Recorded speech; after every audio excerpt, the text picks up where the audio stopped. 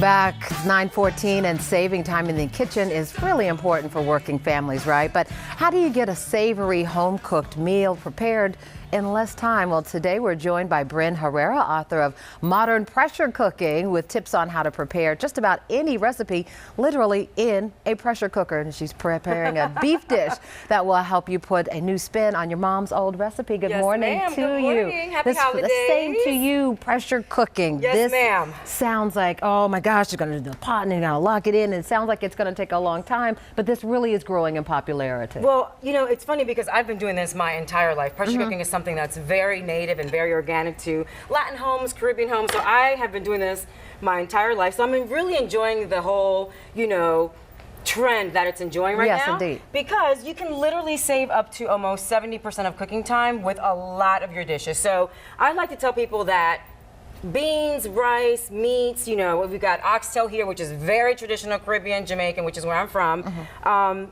Girl, normally 2 hours for a really nice roast. In the pressure cooker, 30 minutes. Right. Collard greens, depending on how you like cooking them, can also take you a long time because you have to soak them, whatever. In the pressure cooker, these were done last night in 25 minutes. Wow. Flan, which is one of my favorite custards. Traditional bain-marie, again, 45 minutes, hour and a half. Pressure cooker.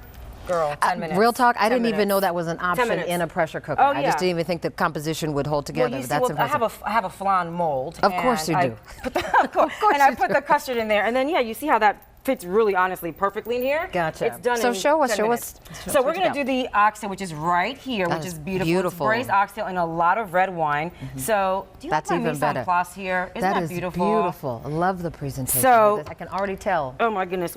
You know what? We should have had this turned on, but we're just going to do it now. Okay. We are ready to. So what you want to do is you want to braise your. All right, we're having all kinds of. We're gonna pretend this is on, right? We're gonna come over here and see if there we go. Or not. Or we will, but even if we can't. Okay, well, I'm still gonna show you how this happens. So just take us through the steps. You heat the oil, you're gonna put my hands are clean, but you're gonna put the beautiful oxtail, and you can trim it depending on the fat content. I'd like to take, you know, a knife and trim a little bit of the fat around, but honestly, the fat's what's going to give That's you what's got really the flavor. Right? That's what's going to make it taste like something. I like this particular brand just because they understand Latin cuisine, Caribbean cuisine, and the local markets here in Atlanta. And which brand is that for folks who can't see? Rumba meats. I love it because again, they understand Latin culture, Latin cuisine, so they have oxtail beef tongue, which I love, and I have those recipes in the cookbook. Oxtail beef tongue roast, liver, if you like liver, beef liver, they also have that. So you're going to brown the meat for about 6 minutes over high heat, and then you add all this beautiful stuff. The other thing about pressure cooking that I want the audience to understand is that this is literally, you can layer your flavors if you have time, but if you don't, literally everything can go in there, close the lid, and you're done in however long the recipe calls for. Okay, now tell us what you've got here before you dump it in, because this is, I can tell this is beautiful. Wonderful. Okay, so we've got oregano, we've got cumin, we've got sea salt, we've got crushed red pepper, which is really what's going to give it its heat. Ooh, that's going to give it that kick. I love rosemary. My mom was like, no, we don't put rosemary in oxtail, but I'm like, Mom, it's 2018. I love, you know, these beautiful aromas and flavors for the holiday season. So all we can do is this, right? Yes, indeed. And then a little bit of thyme. I love fresh thyme. And then you're going to do about I was going to say, we've got an entire bottle of wine. This is not the whole bottle here, but you're literally going to do, depending on the amount of meat that you use, if you use 2 pounds, I like an entire bottle of wine. You can use a Cab, a Syrah, a Merlot, but make sure that's a really good quality wine. And then you've got a trio of beautiful peppers, red, yellow, and orange. Yeah, the color, the flavor, everything. And they're sweet, so it's nice because it'll counteract the kick. fresh red pepper, right? Yes. And then tomato sauce. That's going to give you a really nice gravy once it blends really well with the wine. Lots of garlic. I say garlic makes everything better. That is lots of garlic. So that's about 4 cloves of garlic. You can go up if you like. Okay. And then a whole onion. Oh my goodness. Yes, girl. Look at that. Look, I want you to see these colors right here. Wow.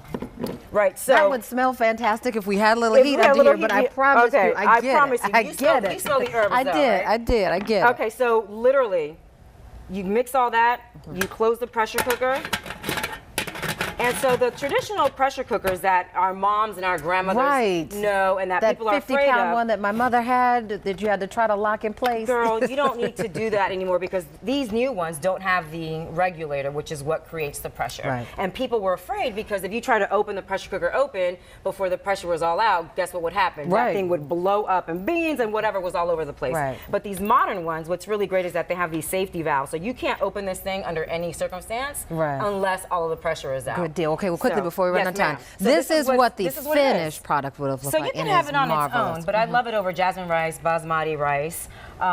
Cheers to you. Oh, thank you. And then, of course, but I love collard greens, and it pairs really well with this. In the event that you don't do beef, you can add turkey. Turkey. You can I add love that you did ham that with hocks. turkey. I don't eat pork, so I do turkey. Yeah. And then finish it off with a lovely dessert like this. Pumpkin spice flan, because who doesn't like pumpkin spice, right? Yes, indeed. These are all wonderful recipes. Thank you. Thank you so much for joining us for more on the recipes by Bryn Herrera. You can go to fox5atlanta.com and look for the viewer information story.